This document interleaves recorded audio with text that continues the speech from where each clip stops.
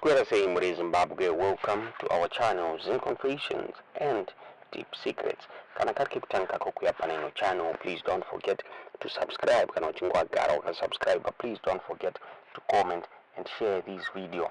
Nasi muri Zimbabwe takigira inyaya yurikunzi kunetsa mu opposition party, zurikunzi opposition activists are aligned with the former Citizens Coalition for Change leader Vanhu Chamisa and Vavakurwirana MaPositions mukati me a party yolonchwa na Vanhu Chamisa and Zatotanga parudiwa MaTop posts and Vanhu Vavakurwirana MaTop posts aya mu this new political party irikuda kufomwa na Vanhu Chamisa.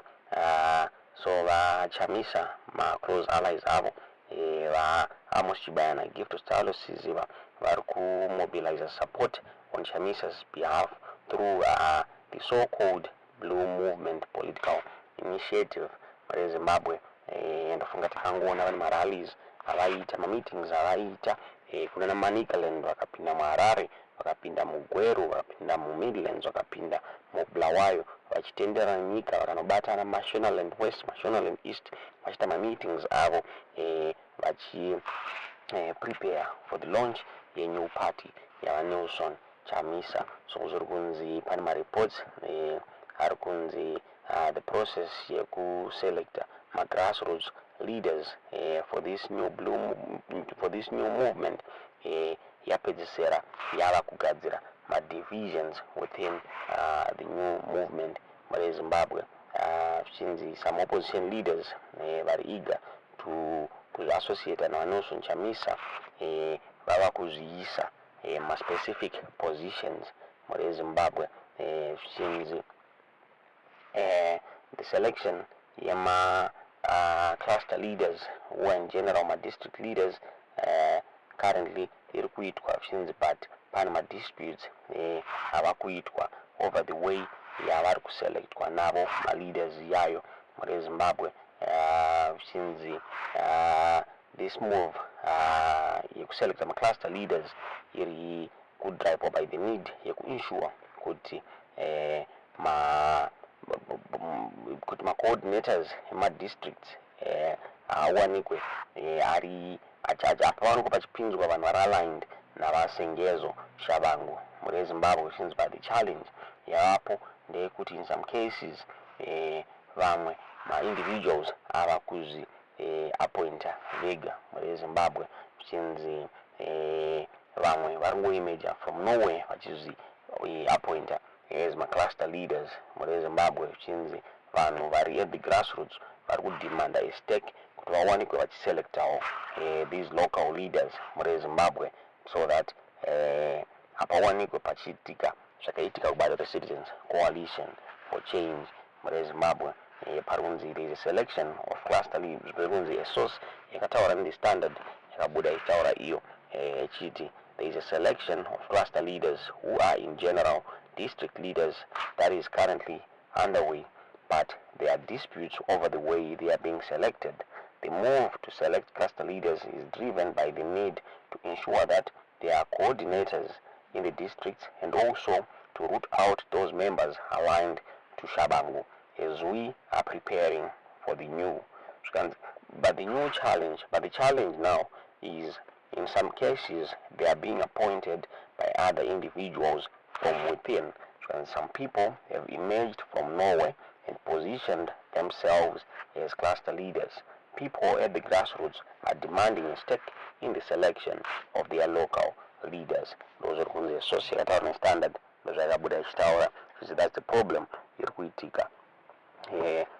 The new movement kuda kufomwa na Vanhu Chamisa wezvakare pakabuda nyaya zvinzi Chibaya na Jameson Timber havasi kuwirirana on the way iri kuselectwa nayo these cluster leaders muri Zimbabwe. Zvinzi Chibaya na Gift Siziva vari kutaura ivo vachiti the close allies Vanhu Chamisa are the ones vanofanira kuita hand pick vanhu vanotrustwa na Vanhu Chamisa voitwa ma leaders muri Zimbabwe. Zvinzi Jameson Timber kutaura ivo vachiti no, the people should choose vanhu vavanoda, but zvikunzi this option inokwanisa kukanganisa poita some of the people vanenge vatumwa navashabangu pamwechete neZANU-PF voiswa into this system mune Zimbabwe. So zvikunzi vachibaya navasiziva havasi kuwirirana nethis approach yava Jameson Timber. Zvinzi they want a new movement yakachena isina vanhu vanoisvibisa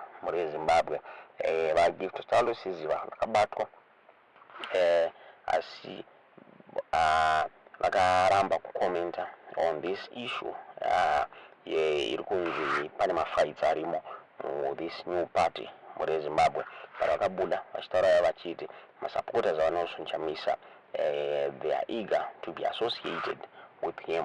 Vakataura ivo vachiti they're going to make sure kuti vachabuda vachada come up with something chiri solid mune Zimbabwe. VaGift Talosiziva vakabuda vakati the grassroots supporters of Chamisa are brimming with excitement.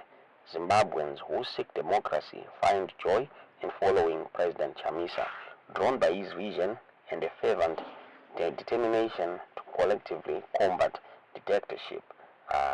Vakabuda zvakare ndozvakabuda zvitaurwa navaGift Talosiziva vachiti supporters aNelson Chamisa very excited for this new party iri kuuya and they are ready to combat dictatorship. Vakabatana mune Zimbabwe.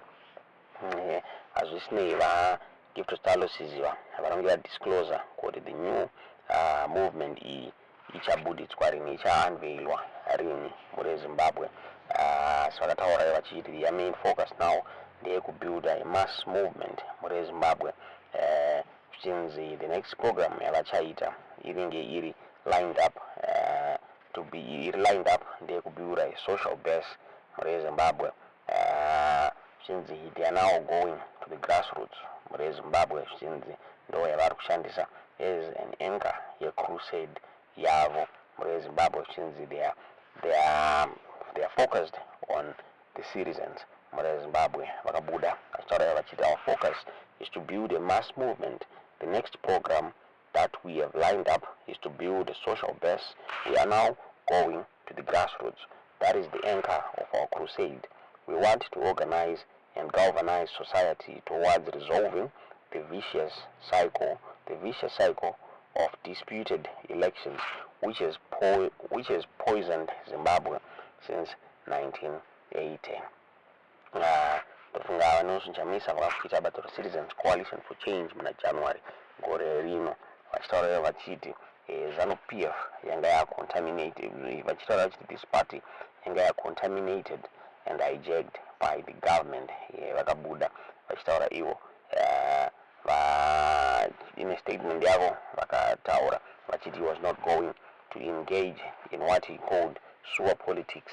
Vakabva vasiya bato Citizens Coalition for Change mune Zimbabwe. Vakanga vasekiwa 44% of my votes in the last year presidential election, which accused the ZANU-PF party of being behind the contamination at Triple C. So now, singazi what is going to be next for this party, a Citizens Coalition for Change. Supporters aNelson Chamisa vakangomirira kuti vanzwe kuti when is he going to launch this new political party. Ndonyaya tisakugira muzvarana city udzo zvamuri kufunga pamusoro penyaya iyi mucomment section kuti poshandiswa criteria ipi pakuselecta maleaders mu this new political party yaNelson Chamisa. Tudzo zvamuri kufunga pamusoro penyaya iyi mucomment section.